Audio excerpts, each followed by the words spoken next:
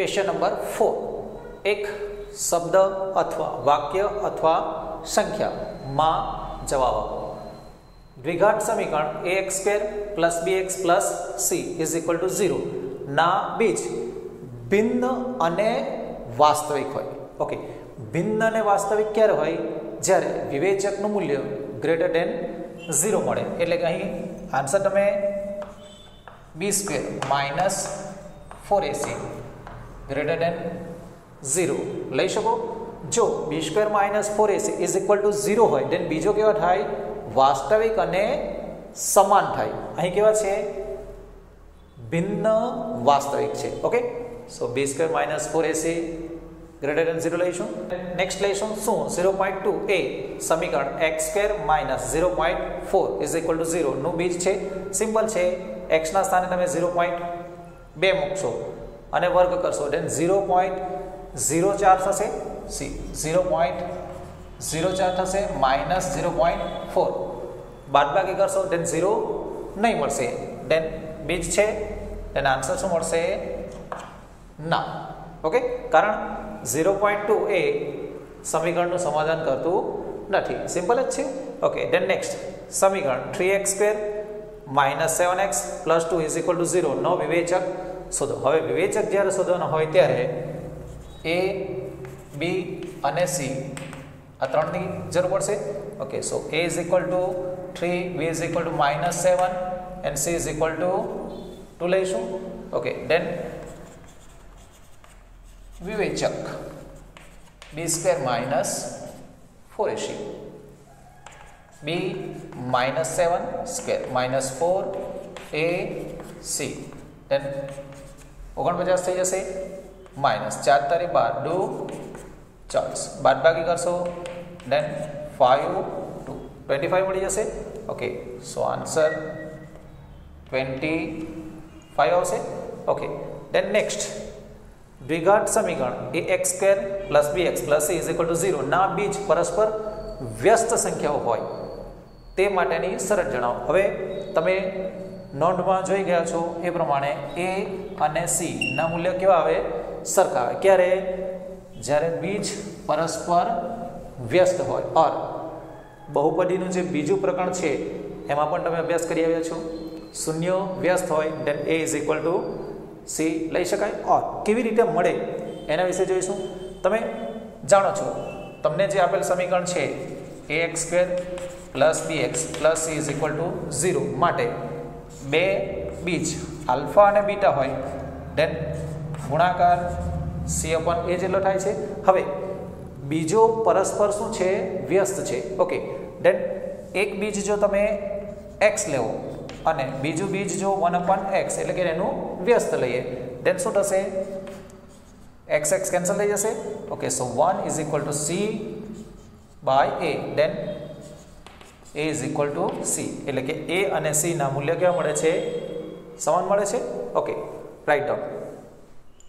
Then next द्विघात समीकरण 7√3x² + 10x - √3 = 0 no विवेचक। અહીં પણ વિવેચકનું મૂલ્ય શોધવાનું હોય આપણને a b અને c ની કિંમતોની જરૂર પડશે।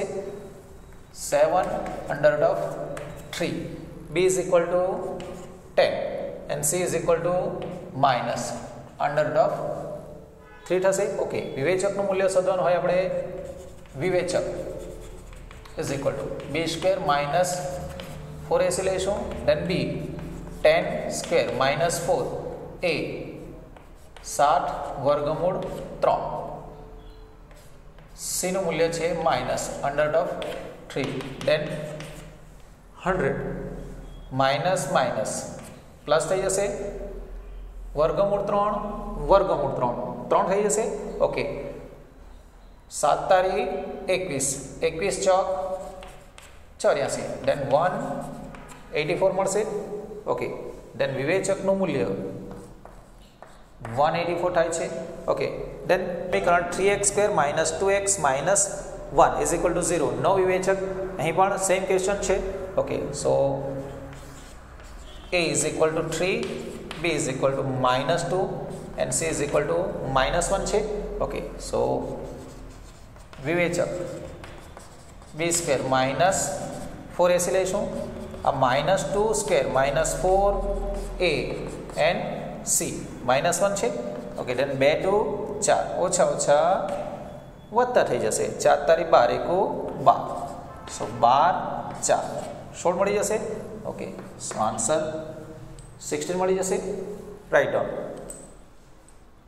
ધેન નેક્સ્ટ દ્વિઘાત સમીકરણ x² - 2x - c નું એક બીજ 5 હોય ધેન બીજું બીજ શોધો અહીં અજ્ઞાત c ની કિંમત નથી શોધવાની જો c ની કિંમત શોધવાની હોય then આપણે શું કરતે x ના સ્થાને 5 મૂકી દે then c મળી જશે પરંતુ અહીં આપણે બીજું બીજ શોધવાનું છે ઓકે સમજો જરા તમારી પાસે સમીકરણ છે x² - 2x - c = 0 then a is equal to 1 b is equal to -2 and c is equal to -c છે ઓકે જો અહીં એક બીજ આપેલ હોય અને બીજું બીજ મેળવવાનું હોય then જો હું અહીં આલ્ફા પ્લસ બીટા સૂત્રનો જો ઉપયોગ કરું -b/a બરાબર છે then શું થાય છે એ જુઓ એક બીજ તમને આપેલ છે જે 5 છે then બીજું બીજ બીટા તમારે શોધવાનું છે ઓકે then -2 છે સો નેક્સ્ટ સ્ટેપમાં પ્લસ થઈ જશે અને અહીં 1 then 5 plus beta is equal two 2 થઈ જશે minus plus then beta is equal two 2 - 5 then -3 મળી જશે એટલે કે બીજું બીજ અહીં તમને -3 મળી જાય છે ઓકે હવે આ સમીકરણની અંદર જો તમે એક બીજ 5 જે આપેલ છે એ જો મૂકી દો then તમને c મળી જશે બીજી રીત પરંતુ એ રીત શું થોડી લાંબી થઈ જશે પરંતુ થોડી સમજણ મેળવી રાખીએ લાઈક જો તમે x ના સ્થાને 5 લઈ લો then 5² - 2 × 5 - c is equal to 0 then 25 - 10 is equal to c ને આપણે પેલી બાજુ આપી દઈએ છીએ then c is equal to 15 મળી જશે ઓકે then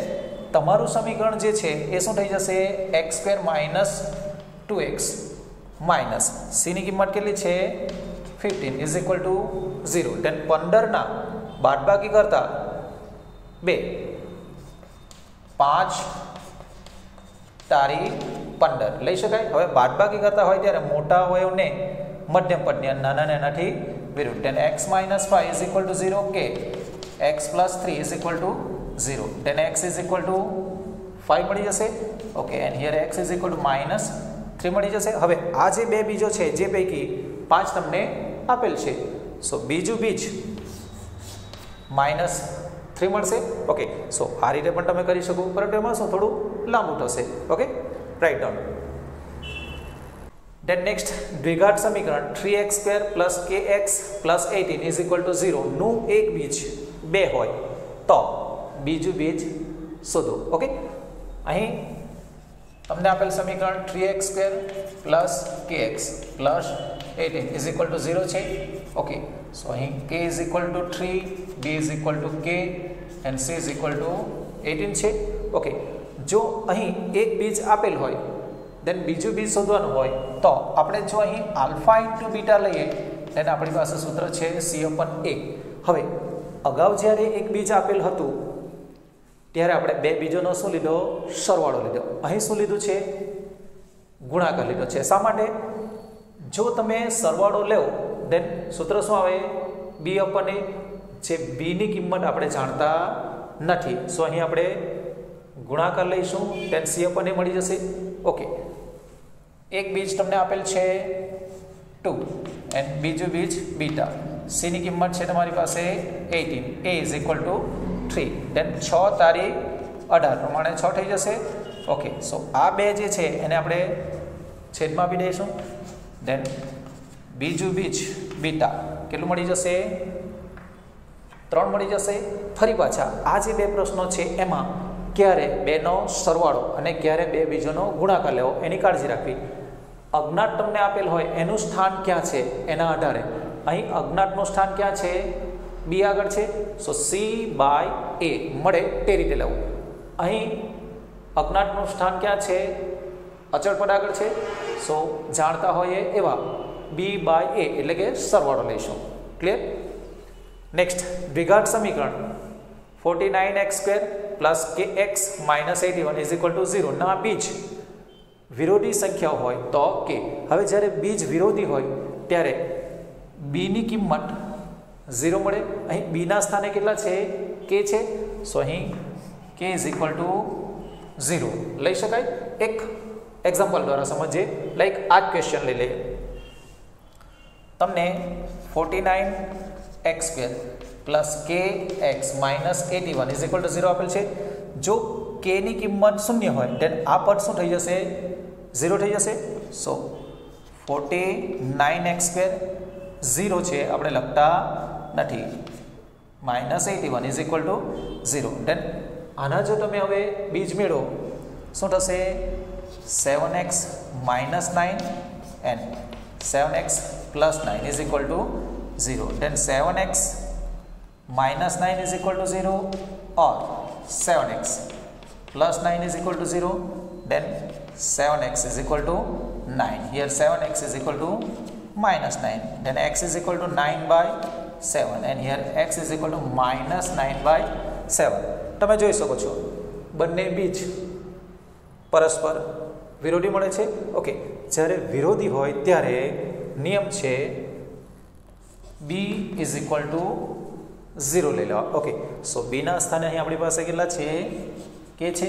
સો કે ઇઝ ઇક્વલ ટુ 0. ફક્ત આટલી જ ગણતરી તમારે કરવી. આ ફક્ત સમજણ માટે છે. ઓકે, નેક્સ્ટ શું હાફ એ સમીકરણ x² minus 0.25 is equal to 0 નું બીજ છે? સિમ્પલ છે.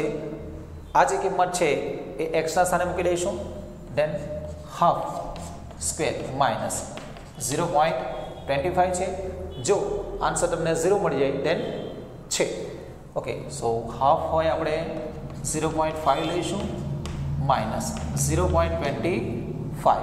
દેન 5નો વર્ગ કરીશું 25 થશે, પરંતુ 0.5 ઇન્ટુ 0.5 હોય 25 થશે, પરંતુ 1 2 દશાંશ ચિહ્ન આવશે. ઓકે, સો 0.25 માઇનસ 0.25.